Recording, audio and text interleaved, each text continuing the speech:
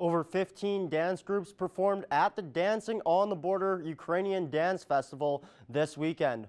Our Nicole Gruber brings us the details from this weekend's festivities.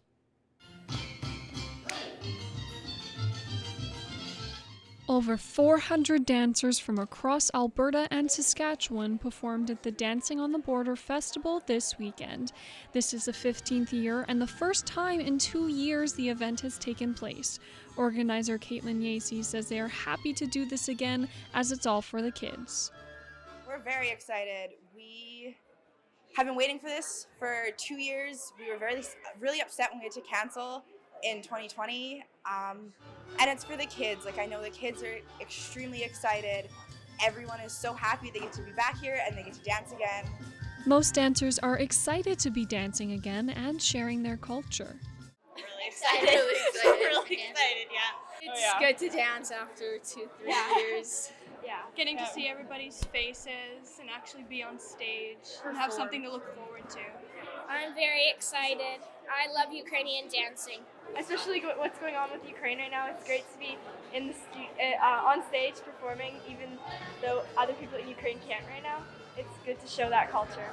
Yacey says it's important now more than ever to show Ukrainian heritage. It is great that we get to put it on despite everything that's happening in Ukraine, because we get to showcase our culture here and show people what we're about and bring that attention to the conflicts. You can feel the energy and excitement from all the dancers here performing at the Dancing on the Border Festival, as a lot of them are performing for the first time in over 2 years. And a lot of the groups here, despite dancing to celebrate their culture, are also collecting donations and doing fundraisers to send relief over to Ukraine. For Primetime Local News, I'm Nicole Gerber.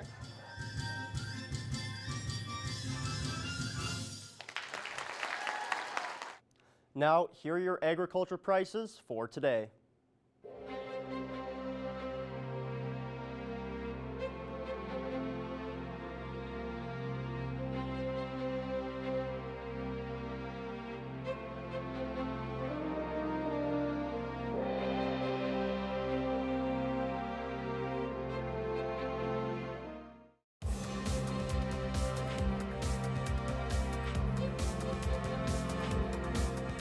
After capturing the ACAC League Championship 2 weeks ago, the Lakeland College women's basketball team was off to nationals.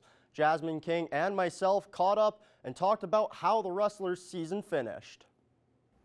Well, last weekend was the final step in the Lakeland College women's basketball team journey, and after winning the ACAC championship, the Rustlers were in Nanaimo for nationals. But Evan, from my understanding, it's not the result that the Rustlers would have liked, but it was still a great performance. Yeah, Jasmine, unfortunately for the Rustlers, they had a very, very tough test. To start off the tournament, they were playing the host team in Vancouver Island University with that opening match. Now, Jasmine, up until the final week of CCAA national rankings, VIU was ranked as the #1 team in Canada. As I said, up until that final week of rankings, when actually Lakeland College overtook them as the #1 team in Canada. So, two of the best teams, if not the best teams in Canada, unfortunately had to play in the first game of the tournament. And unfortunately for the Rustlers, they did lose this one 76-71. So a close, 5-point difference there. But unfortunately, this did take them out of contention for the gold medal game. Now, Lakeland was able to go and win out the rest of their tournament, winning all of their games by at least double-digit points, including the bronze medal game where they were able to win 86-73. So, Jasmine, like you said, not exactly what the team wanted. However, they were still able to make it onto the podium. So, still a great result, but not exactly the result that they were hoping for. And now we followed this team for a while, and we know of some of the girls' stories. So, including some of those girls, they went above and beyond this tournament. So can you just tell us a bit about their performances?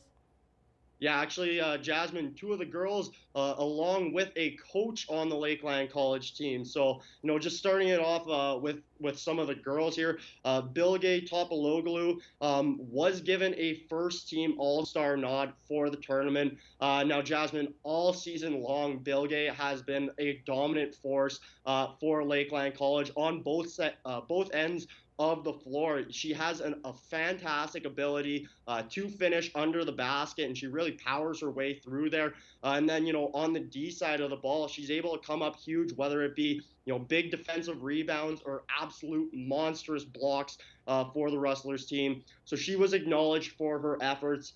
Second player, Tori Dugan, was named a tournament second-team All-Star, as well as the CCAA's Women's Basketball Player of the Year, so MVP of Canada pretty much at the collegiate level.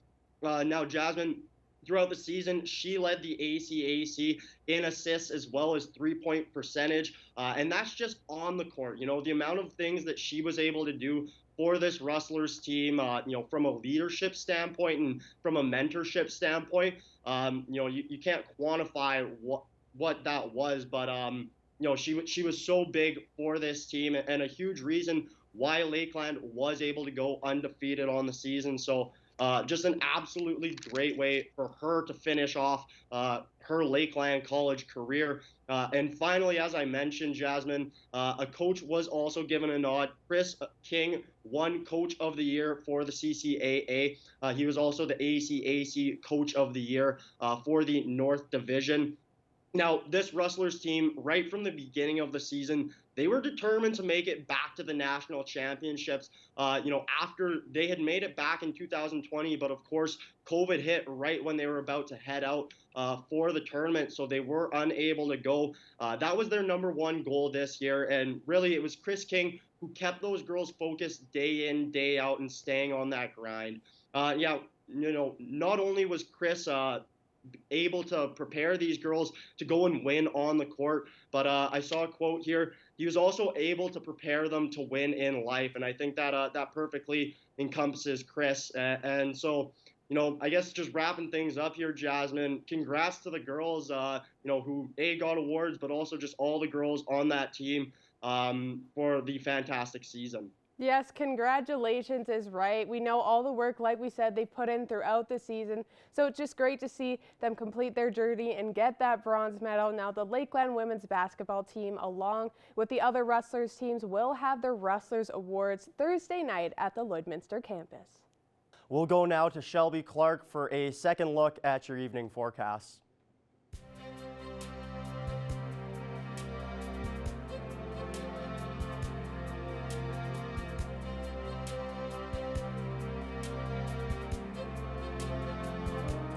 So much, Evan. Now taking another look at your weather forecast, we're going to be starting off with the central zone of our provinces. And on the Alberta side, we are seeing some slightly warmer temperatures, but not too bad at that single-digit point. But most spots are seeing those plus temperatures. 3 in Whitecourt and Jasper, while Edson is at 2 degrees. 1 in Rocky Mountain House, while Red Deer and Athabasca are just hitting that 0 mark. And Edmonton is slightly cooler, just seeing -1. Now switching over to our Saskatchewan side, they are seeing those single-digit temps as well, but they have cooled down compared to the Alberta side. Most spots seeing -1 as well. Meadow Lake and Cold Lake at -3, -4, and Saskatoon is the warmest, just seeing that 4-degree mark. Now going into our northern region now to see what they're sitting at. You think they would be slightly cooler, but they're actually not seeing too bad of temperatures, especially what they're sitting at right now, with most spots seeing -3 degrees, -2 up in Uranium City, and Stony Rapids is at -1. Switching now over to this end here, usually down in this area, they do see some slightly warmer temperatures, especially with Grand Prairie and Peace River seeing that 5-degree mark. 3 in Slave Lake, while as 2 degrees in Fort McMurray. High level is seeing 4, and Fort Chipewyan is slightly cooler, just hitting that 0 mark. Now going over to our southern region now. They aren't looking too bad whatsoever. Most spots are even seeing those double-digit temperatures, so I know we are looking pretty jealous over in the southern region. Lethbridge is at 14 degrees, while Medicine Hat is at 13. 10 in Banff, and the rest are slightly cooler, with Calgary and Coronation at 2 and 6 degrees. Switching over to this end here now, they are looking a lot warmer as well, with Swift Current even at 16 degrees. So Swift Current has almost reached that 20-degree point. 7 and 9 in Moose Jaw and Kindersley. Regina is at 6 degrees. 2 in Yorkton, and Estevan is at that double-digit point as well at 10. And now going back across the region is seeing what we will expect throughout our evening and throughout the night. We will be seeing some not too bad of our evening low temperatures, with most spots seeing those single-digit temps that we will expect to see throughout the evening. But we will be seeing a high chance of some flurries for all the spots across the region, although hopefully we will just see that 2-centimeter amount for that snowfall, so it will be pretty light. Provost will be seeing a low of -4, as well as in Unity. Wainwright will be seeing a low of -3 degrees, while Meadow Lake, Isle Cross, and Pearson will be seeing a low of -8. Bonnyville and Myrna will be seeing the coolest with a low of -10. So we won't be seeing too bad of temperatures, of course, but get ready to see some light snowfall. Then we will be seeing that once again later on in the week, unfortunately. And now looking at temperatures tomorrow across the region, we will be slightly warming up a bit in some areas. Most spots seeing around 2-3 degrees on the map here. And now ending off with our 7-day forecast for here in the border city. We will be seeing -1 tomorrow with a mix of some sun and cloud. Wednesday we'll see a warmer day but with cloudier skies, so hopefully we will catch some more sun on Wednesday. Then Thursday we'll see that high chance of some flurries again that I was bringing up before, so get ready to see some more, but hopefully this will be more of the last of that snowfall as we will warm up next week. And then Friday and Saturday we'll see that 0 mark and 3 degrees for our weekend, then seeing 4 on Sunday to end it off on a beautiful note with a lot more sun. Then next Monday we will be seeing that 6-degree mark to start off the week. That's another look at your weather forecast. We'll have more coming up after the break.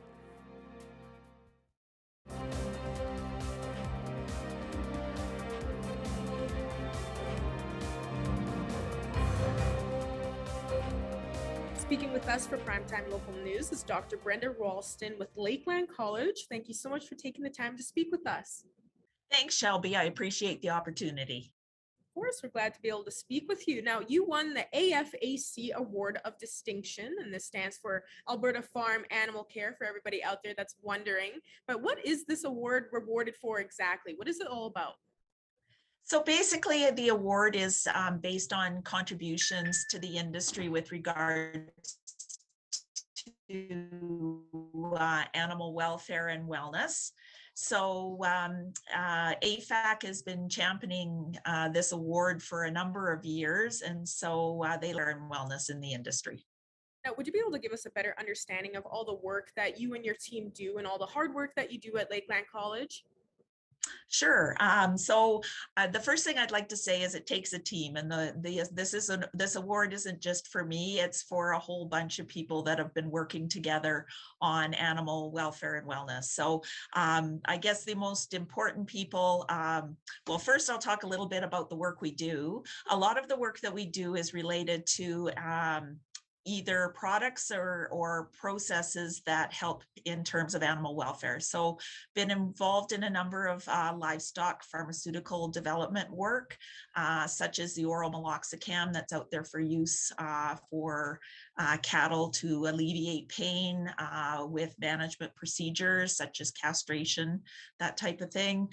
Also been involved with another product that came out a few years ago called AlphaSure that's used in the industry for cattle that are grazing alfalfa to minimize bloat. Also some work on, we've got some upcoming work and actually that has been done in conjunction with Lakeland College and Solvet, who's the company that's developed. It's a neonatal supplement for baby calves to help provide nutrients that they require at birth. And hopefully it will help to help them to be nutritionally sufficient and develop a very comprehensive immune response to any diseases that they come into contact with. So those are some of the projects that we work on. And even though you and your team have done so much hard work at Lakeland College with everything that you've done, was it still completely unexpected when you received this award? Well, personally receiving the award, I was shocked and honored and humbled. Like I said, it takes a team and to do this. And I guess, some of the really important people that are out there that work on this team, first and foremost, would be the producers. The producers that are out in the industry, in the livestock industry, they're the ones that are asking for products to help alleviate pain with animals. And so our work is related to their request for these types of tools. And then I guess this work wouldn't be able to be done without the bright people that are out there, and that's not me. People in the Alberta Veterinary Laboratories, Solvet, Chinook Contract Research. There's a number of groups of smart people that are out there that come up with these great ideas.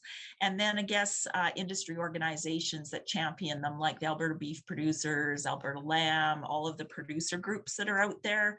And, of course, there's government agencies that help, like Alberta or Agriculture and Agri-Food Canada, which is the feds. And then really importantly is the funders. None of this work is able to be done without funders like ARDAR and NSERC and BCRC. So they're the ones that help to pay for all of this work. And then, of course, the academia. So that's like the U of C's, U of A's, and Lakeland College. And that's who I work for.